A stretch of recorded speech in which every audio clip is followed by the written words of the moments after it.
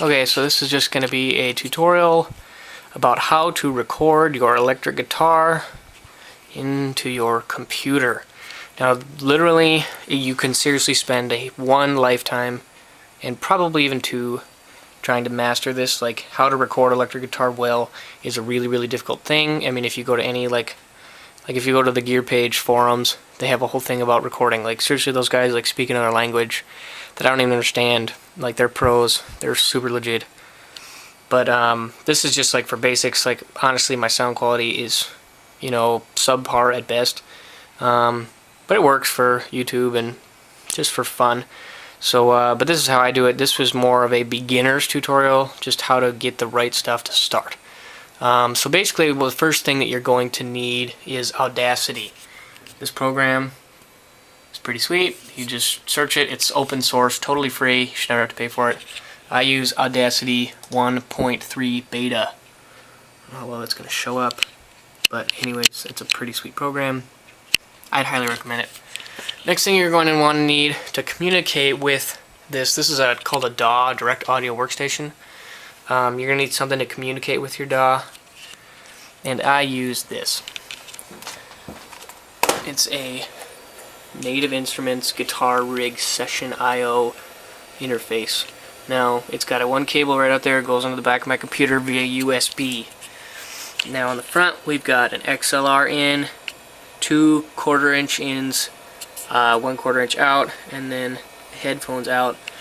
So right now I'm using one. This is just a normal guitar cable, 1/4-inch as the in. But for many of you, you're probably going to want to mic your amp.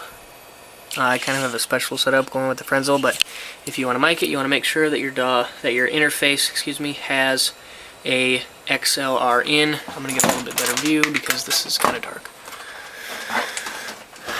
Okay, so that right there is XLR in. It's got 3 prongs. That's 1/4-inch. So XLR in is nice because then you can communicate with mics. I have a really crappy mic. It's a Shure PG57. It pretty much sucks, but it works okay. I mean, it's better than like a laptop mic or anything. But so you can see the other end. I seriously haven't used this in forever. I used to mic my Blues Junior quite a bit, and this is what I would use, so you can check out my other videos for that. But anyways, this is the other end. So three holes there, 3 inputs there. That's your mic. And mics is a whole other thing. I mean, like, guys talk about like choosing mics. Like, I mean, it can be just as essential on your sound as just choosing a guitar. I mean, and I don't even understand anything about that, but the Shure PG57, I don't know, I got it for like $30. Actually, the Shure SM57 is like one of the industry standards, and it's only like $100. You probably get one used for less than that. And that actually is a seriously killer mic that has been used on like probably 1.5 trillion recordings, but not more than that. Exactly. Yep, I'm really precise here. So basically, you got your mic. All you want to do from there is actually, another thing in between that may be optional is to use a tube or a solid-state preamp.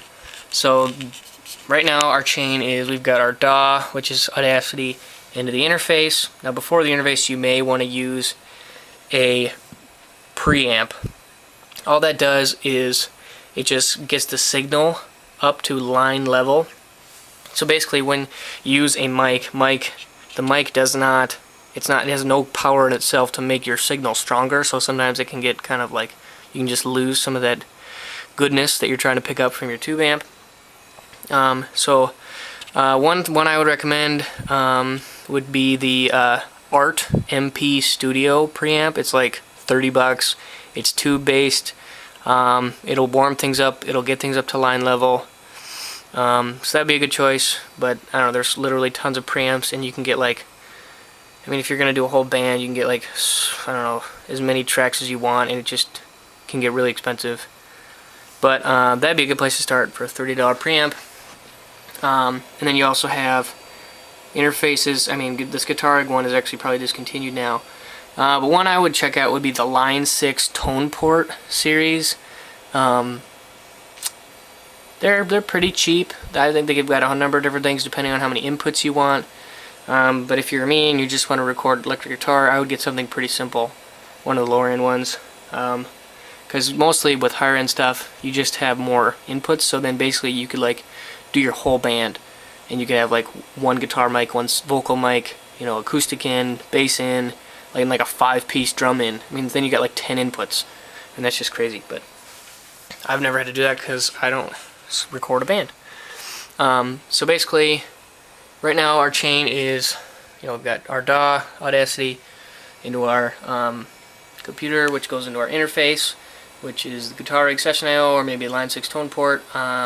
Before that, optional would be a preamp, the Art Studio MP preamp. So basically, for now, Audacity is free.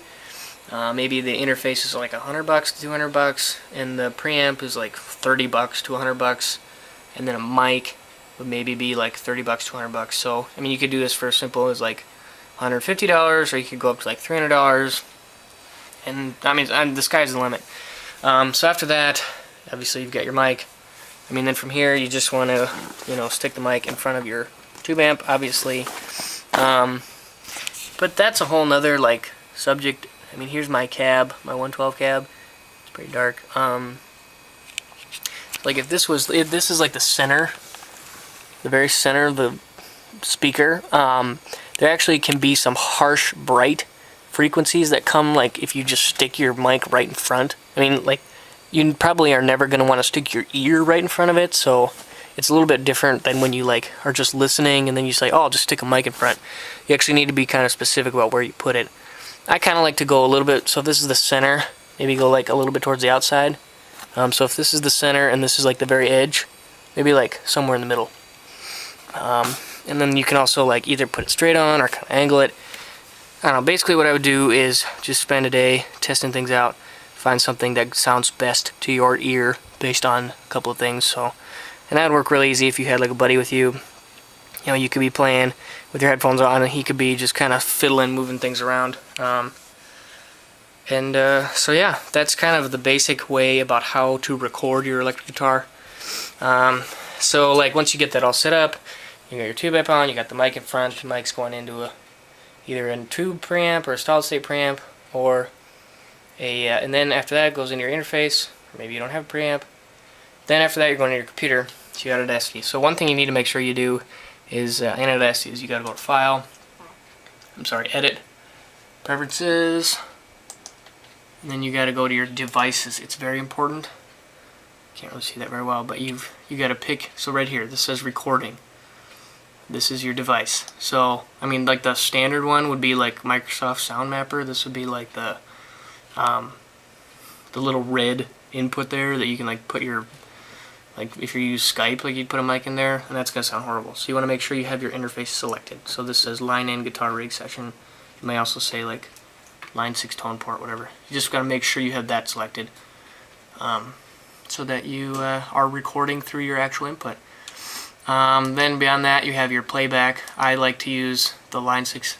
I like to use my Guitar Rig Session output. It just has a little headphones jack here and an output knob. I just like that because it helps keep the latency down. Latency is in like the amount of time that it takes for all this digital stuff to process your signal.